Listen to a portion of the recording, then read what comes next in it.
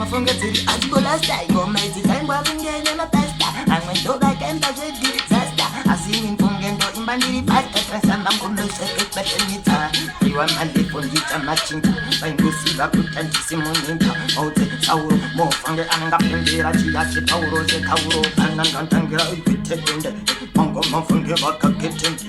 ote kuti vapise yempe vataurire kuti kavanitembe kana zikanziuya ari kushaura kana zikanziuya ari kuparura kana zikangosvika paponjitaura mazogozavangavasiamukona mange mazavabatakora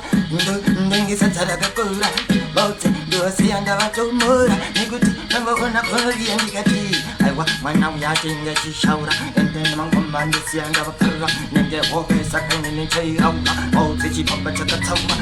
mapima vakurima vaute kuti fambira mutima ndongosvike paponjityaoti ausangoziva kana vationa ndina chipe vaute kuti funge zvisingavatizive atingatadze mangoma ngavatizive ende vataurire kuti mangoma ndingamiri ndikati vanozvika inge hondo vaute kuti kungatitambe hondo ande vanoimba pandemba opondo ona ndichibhaka kusvondo ndikati madzimai murise kana pagrawa vaute kuti tinoimba nechipawa ndikati madzimai murise